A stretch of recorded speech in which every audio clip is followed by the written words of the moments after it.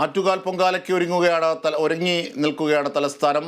10:30 അതായത് അല്പസമയത്തിനുള്ളിൽ ക്ഷേത്രത്തിൽ ഒരുക്കിയിരിക്കുന്ന പണ്ടാരയടുപ്പിൽ തീ പകരുന്നതോടുകൂടിയാണ് പൊങ്കാലയ്ക്ക് ഔദ്യോഗികമായ തുടക്കമാവുക. ചടങ്ങുകൾ ആരംഭിക്കുക. ഉച്ചയ്ക്ക് 2:30 പൊങ്കാല നിവേദ്യം. നഗരത്തിൻ്റെ വിവിധ ഭാഗങ്ങളിലായി ആയിരക്കണക്കിന് പൊങ്കാല അടുപ്പുകളാണ് ഒരുങ്ങിക്കഴിഞ്ഞത്. പൊങ്കാലയോടനുബന്ധിച്ച് തിരുവനന്തപുരം നഗരം വലിയ സുരക്ഷാ ക്രമീകരണത്തിലുമാണ്. പോലീസും ഫയർഫോഴ്സും മറ്റ് സംവിധാനങ്ങളുമൊക്കെ സുരക്ഷ ഒരുക്കിയിട്ടുണ്ട്. വിവിധ ഇടങ്ങളിൽ നിന്നും ഞങ്ങളുടെ പ്രതിനിധികൾ ചേരുകയാണ്. ആദ്യം ആറ്റുകാൽ ക്ഷേത്രത്തിൽ നിന്നും ഞങ്ങളുടെ പ്രതിനിധി അതുല്യ ചേരുകയാണ്. അതുല്യ രാമചന്ദ്രൻ, എങ്ങനെയാണ് പൊങ്കാല പുരോഗമിക്കുന്നത്? എപ്പോഴാണ് പണ്ടാര അടുപ്പിൽ തീ പകരുക? അജിംഷാദ്, ഇപ്പോൾ ചടങ്ങുകൾ പുരോഗമിച്ചുകൊണ്ടിരിക്കുകയാണ്. 10:30 പണ്ടാര അടുപ്പിലേക്ക് തീ പടരുക. പണ്ടാര അടുപ്പിൽ തീ പടർന്നതിനു ശേഷമായിരിക്കും അവിടെ നിന്ന് മറ്റോരോ അടുപ്പുകളിലേക്കും, പൊങ്കാലയ്ക്കുള്ള ഓരോ അടുപ്പുകളിലേക്കും ഭക്തർക്കിടയിൽ നിന്ന് തീ പടരുക. അനന്തപുരി അക്ഷരാർത്ഥത്തിൽ ഇപ്പോൾ ആഘോഷ തിമിർപ്പിലാണ്. വളരെ വലിയൊരു തിരക്ക്. ഇന്ന് രാവിലെ പുലർച്ചെ നമ്മൾ ഇങ്ങോട്ട് വരുന്ന വഴി വളരെ നേരത്തെയുള്ള സമയമായിരുന്നിട്ട് കൂടി ക്ഷേത്ര പരിസരവും കടന്ന് ക്ഷേത്രത്തിന് പുറത്ത് റോഡിലേക്ക് വലിയൊരു നിര തന്നെ അനുഭവപ്പെട്ടിരുന്നു. അപ്പോൾ മുതൽ ഇപ്പോൾ വരെ അണമുറിയാത്ത തിരക്കാണ് അമ്പലത്തിൽ അനുഭവപ്പെട്ടുകൊണ്ടിരിക്കുന്നത്. ഇപ്പോൾ നിങ്ങൾക്ക് കാണാൻ കഴിയുന്നത് പോലെ തന്നെ വളരെ ചെറിയ കൊച്ചു കുഞ്ഞുങ്ങളടക്കം താലപ്പൊലി എന്ന് പറയുന്ന ഒരു വിശേഷത്തിനായി പട്ടുവസ്ത്രങ്ങൾ ഉടുത്ത്, അതുപോലെ പൂക്കളെല്ലാം ചൂടി വളരെ ചെറിയ കുഞ്ഞു ബാലികമാർ നിരവധി പേർ ഇവിടെ കാണാൻ കഴിയുന്നുണ്ട്. ഇത്തരത്തിലുള്ള ഈ കൊച്ചു കുട്ടികൾ പോലും രാവിലെ വളരെ വെളുപ്പിനെ തൊട്ട് ദേവീ ദർശനത്തിനായി ഈ ഭക്തരുടെ നിരകളിലുണ്ട്. ചടങ്ങുകൾ പറയുകയാണെങ്കിൽ ഇപ്പോൾ പണ്ടാര അടുപ്പിലേക്ക് തീ പടരുന്നതിന് മുന്നോടിയായിട്ടുള്ള ചടങ്ങുകൾ അമ്പലത്തിനകത്ത്, ശ്രീകോവിലിനകത്ത് പുരോഗമിച്ചുകൊണ്ടിരിക്കുകയാണ്. 10:30 ക്ഷേത്രം തന്ത്രി സഹശാന്തിക്ക് തിരി കൊടുക്കുകയും അദ്ദേഹം പണ്ടാര അടുപ്പിൽ തീ പകർന്നതിനു ശേഷം ഒന്നൊന്നായി ഓരോരോ കലങ്ങളിലേക്ക് തീ പടർത്തുകയും ചെയ്യുക. അജിംഷാദ്, ഇപ്പോൾ പൊങ്കാലയ്ക്ക് എല്ലാ വർഷവും മുടങ്ങാതെ എത്തി പൊങ്കാലയർപ്പിക്കുന്ന നിരവധി പേർ എല്ലാ വർഷവും തലസ്ഥാനത്ത് എത്താറുണ്ട്. അത്തരത്തിൽ കഴിഞ്ഞ 35 വർഷങ്ങളായി ഒരു മുടക്കം പോലും വരാതെ പൊങ്കാലയ്ക്ക് എത്തുന്ന 2 പേരാണ് ഇനി നമുക്കൊപ്പമുള്ളത്. നമുക്ക് അവരോട് തന്നെ ചോദിച്ചറിയാം.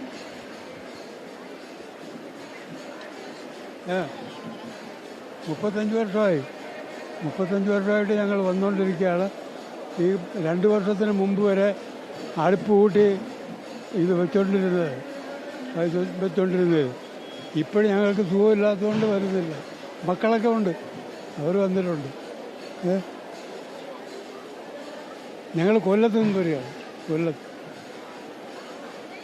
26 വർഷമായി ഞങ്ങൾ ഈ പൊങ്കാലയ്ക്ക് വന്നിട്ട്. പക്ഷേ എല്ലാ വർഷവും ഇടുമായിരുന്നു. ഇപ്പം എനിക്ക് വയ്യാഴികയുണ്ട്, 2 കൊല്ലം കൊണ്ട് ഇടുന്നില്ല. അമ്മയെ കാണാനായിട്ട് സാഹസപ്പെട്ടായാലും വരും. അതിൻ്റെതായില്ലെങ്കിൽ നമുക്ക് സഹിക്കാൻ വയ്യാത്ത സങ്കടമായിരിക്കും. അങ്ങനെ വന്ന് എല്ലാവരും നിങ്ങളെപ്പോലുള്ളവരുടെ എല്ലാം സഹായം കൊണ്ടാണ് ഇവിടം വരെ എത്തിയത്.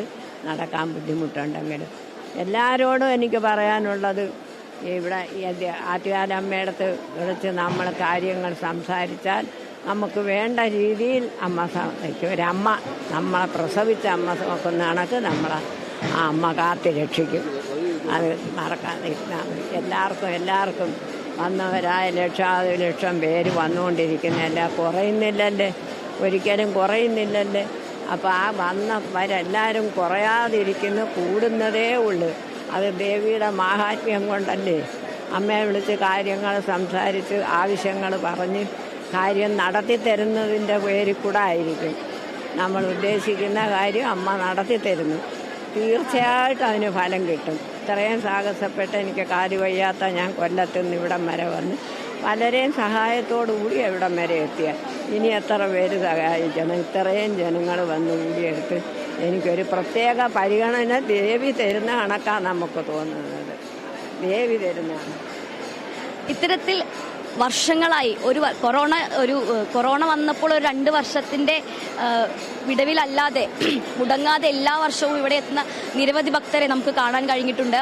ഇന്നലെ അടക്കം നമ്മൾ ഇവിടെ സംസാരിച്ചതിൽ നിന്ന് 20-ലധികം വർഷങ്ങളായി, 20ഉം 25ഉം വർഷങ്ങളായി മുടങ്ങാതെ ഇവിടെ എത്തി പൊങ്കാല ഇട്ടു പോകുന്ന നിരവധി പേരെ പരിചയപ്പെടാനായി. ഇവരിൽ പലരും വടക്ക് മലബാറിൽ നിന്ന്, എല്ലാ ജില്ലകളിൽ നിന്നും എല്ലാ ജില്ലകളിൽ നിന്നും വന്ന് 2-3 ദിവസങ്ങൾക്ക് മുന്നേ തലസ്ഥാനത്ത് എത്തുകയും ഇവിടെ ക്ഷേത്ര പരിസരത്തായി ഒരുക്കിയിട്ടുള്ള പന്തലുകളിലും അതുപോലെ തന്നെ വഴിയോരങ്ങളിലുമെല്ലാം തുണികൾ വിരിച്ചും അടുപ്പ് കൂട്ടിയും എല്ലാം 2 ദിവസം കാത്തിരുന്നാണ് പൊങ്കാല ദിവസത്തിലേക്ക് എത്തുന്നത്. ഇത്തരത്തിൽ അങ്ങ് ദൂരദേശങ്ങളിൽ നിന്നുവരെ ആഴ്ചകൾക്ക് മുന്നേ ട്രെയിനുകളിലും ബസ്സുകളിലുമായി ഇവിടെ എത്തുന്നവർ നിരവധിയാണ്. ഇത്തരത്തിൽ പലരും ബന്ധുവീടുകളിലെത്തിയും അത്തരത്തിൽ നിന്നുകൊണ്ടാണ് പൊങ്കാലയ്ക്ക് എത്തിയിട്ടുള്ളത്. ഇന്ന് ഉച്ചയോടുകൂടിയാണ് പൊങ്കാലയുടെ നൈവേദ്യം തളിക്കൽ അവസാനിക്കുക. പൊങ്കാല മഹോത്സവം എന്ന് പറയുന്നത് 10 ദിവസം നീണ്ടു നിൽക്കുന്ന ഉത്സവമാണ്. അതിൽ 9ാം നാളിലാണ് പൊങ്കാല നടക്കുക. ആദ്യ ദിവസം ഫെബ്രുവരി 17-നാണ് ഈ വർഷത്തെ പൊങ്കാല മഹോത്സവം ആരംഭിച്ചത്. ആദ്യ ദിവസം തന്നെ പൊങ്കാല മഹോത്സവത്തിൽ ദേവിയെ കാപ്പുകെട്ടി കുടിയിരുത്തിയ ശേഷം തോറ്റംപാട്ട് ആരംഭിക്കുന്നു. ഇത്തരത്തിൽ കണ്ണകി ചരിതമാണ് തോറ്റംപാട്ടായി അവതരിപ്പിക്കുക. ഈ തോറ്റംപാട്ടിൽ ഇന്ന് കണ്ണകി ചരിതത്തിലെ പാണ്ഡ്യരാജാവിനെ വധിക്കുന്ന ഭാഗം തോറ്റമായി അവതരിപ്പിച്ച് കഴിഞ്ഞതിന് ശേഷമാണ് പണ്ടാര അടുപ്പിലേക്ക് തീ പടർത്തുക. ഇപ്പോൾ അമ്പലത്തിനുള്ളിൽ തോറ്റംപാട്ടിന്റെ അവതരണം നടന്നുകൊണ്ടിരിക്കുകയാണ്. കണ്ണകി മധുര നഗരം ചുട്ടരിക്കുന്ന ഭാഗമാണ് ഇപ്പോൾ തോറ്റംപാട്ടിൽ അവതരിപ്പിക്കുക. ഈ തോറ്റംപാട്ടിൽ പാണ്ഡ്യരാജാവിനെ വധിക്കുന്ന ഭാഗം കഴിഞ്ഞാൽ ശാന്തി തന്ത്രിയായിട്ടുള്ള പരമേശ്വരൻ വാസുദേവൻ ഭട്ടതിരിപ്പാട് ദീപം ശ്രീകോവിലിൽ നിന്നുള്ള ദീപം പണ്ടാര അടുപ്പിലേക്ക് കൊണ്ടുവരികയും പണ്ടാര അടുപ്പിൽ തീ പടർത്തുകയും ചെയ്യും. അവിടെ നിന്ന് ഒന്നൊന്നായി ഓരോ കലങ്ങളിലേക്കും ഓരോ പൊങ്കാല കലങ്ങളിലേക്കും അടുപ്പുകളിലേക്കും തീ പടരുകയും അങ്ങനെ പൊങ്കാലയ്ക്ക് തുടക്കമാവുകയും ചെയ്യും. അജിംഷാദ്, ഇപ്പോൾ തിരുവനന്തപുരം വിവിധ വിഭവങ്ങൾ നേരത്തെ അതുല്യ സൂചിപ്പിച്ചതുപോലെ ഈ കണ്ണകി ചരിത്രം ചിലപ്പതികാരത്തിന്റെ ഒക്കെ ഭാഗവാക്കായ കണ്ണകി ചരിതത്തിന്റെ ഐതിഹ്യ പെരുമ അതൊക്കെ പേർന്നു എന്നുള്ളതാണ്. വിവിധ മേഖലകളിലുള്ളവർ കാലാകാലങ്ങളായി എത്തി പൊങ്കാലയിടുന്നു. ഇങ്ങനെ വിശ്വാസവും ഐതിഹ്യവും ഒക്കെയായി സമ്മേളിക്കുന്ന ഒരിടം കൂടിയാണ്. സ്ത്രീകളുടെ ശബരിമല എന്ന് പറയുമ്പോൾ സ്ത്രീകൾക്കായി ഉള്ള ഒരു ദിനം എന്ന അർത്ഥത്തിൽ കൂടിയാണ് അതിനെ കാണേണ്ടത്. പുരുഷന്മാരൊക്കെ അതിൻ്റെ ഭാഗഭാക്കാകും എങ്കിൽ പോലും. അതുല്യ, തീർച്ചയായും അജിംഷാദ്, ഒരു വിശ്വാസം അല്ലെങ്കിൽ ആചാരം, മതപരമായ ഒരു ആഘോഷം എന്നതിലെല്ലാം അപ്പുറം ഒരു സാംസ്കാരിക സമന്വയം കൂടിയാണ് ഇത്തരത്തിലുള്ള ആഘോഷങ്ങൾ അർത്ഥമാക്കുന്നത്. പ്രത്യേകിച്ചും പ്രാദേശിക ദേശഭേദങ്ങളില്ലാതെ കേരളത്തിന്റെ എല്ലാ ഭാഗങ്ങളിലും തെക്ക് വടക്ക് വ്യത്യാസങ്ങളില്ലാതെ ഒരുതരം പ്രാദേശികവാദങ്ങളൊന്നുമില്ലാതെ തന്നെ എല്ലാ സംസ്കാരങ്ങളും സമന്വയിക്കുന്ന ഒരു ആഘോഷവേദി കൂടിയാണിത്. അജിംഷാദ്, ഇപ്പോൾ നമുക്കൊപ്പം ഇവിടെ തിരുവനന്തപുരം മേയർ ശ്രീ ആര്യ രാജേന്ദ്രൻ എത്തിയിട്ടുണ്ട്. നമുക്ക് ആര്യ രാജേന്ദ്രനിലേക്ക് പോകാം.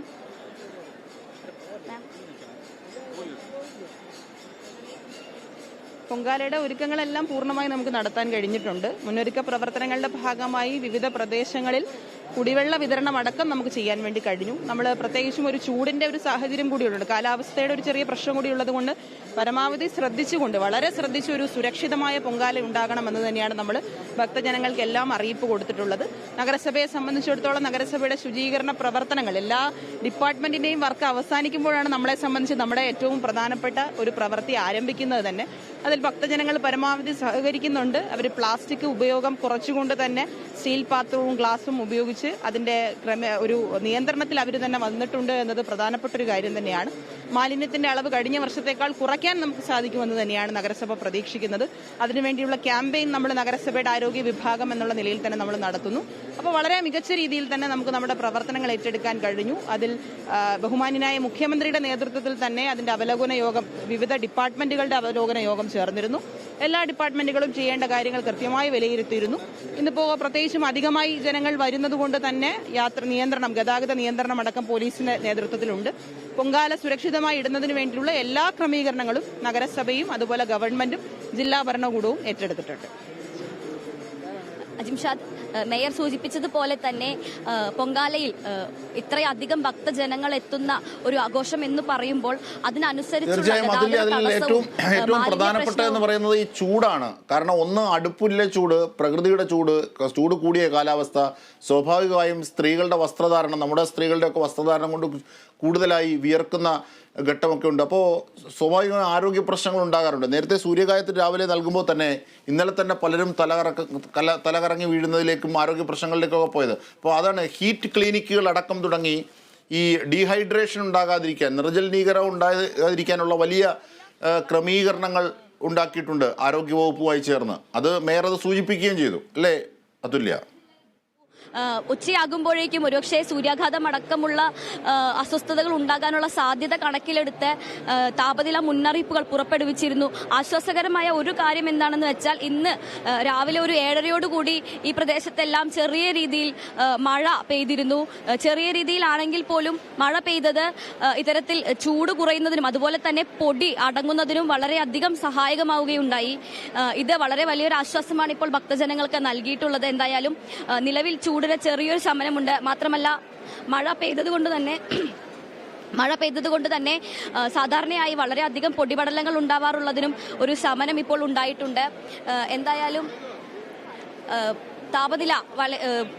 താപനിലയെയും മാലിന്യ പ്രശ്നത്തെയും എല്ലാം പരിഹരിക്കാനായി മുനിസിപ്പാലിറ്റി എല്ലാ രീതിയിലുള്ള സജ്ജീകരണങ്ങളും ഒരുക്കിയിട്ടുണ്ടെന്നാണ് ഇപ്പോൾ അറിയാൻ കഴിഞ്ഞത്. അതുപോലെ തന്നെ ഗ്രീൻ പ്രോട്ടോകോൾ അടക്കം പാലിച്ചുകൊണ്ടുള്ള പ്രവർത്തനങ്ങളാണ് പൊങ്കാലയുമായി ബന്ധപ്പെട്ട് ഇപ്പോൾ നടന്നുകൊണ്ടിരിക്കുന്നത്. അജിംഷാദ്.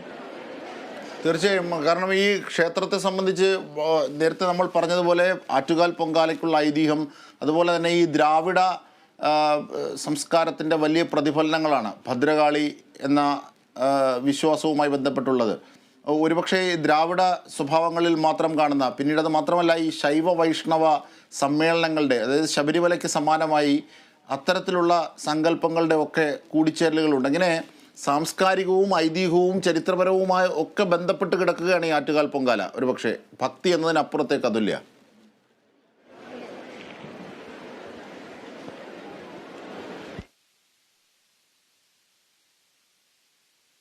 തീർച്ചയായും അതുല്യ, കേൾക്കാമോ?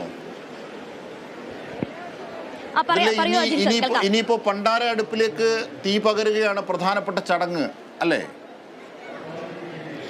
അജിംഷാദ്, 10:30ക്കാണ് പണ്ടാര അടുപ്പിലേക്ക് തീ പകരുന്നതിനായിട്ടുള്ള സമയം നിശ്ചയിച്ചിരിക്കുന്നത്. അതുവരെ ശ്രീകോവിലിനകത്ത് പൊങ്കാലയ്ക്ക് മുന്നോടിയായിട്ടുള്ള ചടങ്ങുകൾ നടന്നുകൊണ്ടിരിക്കുകയാണ്.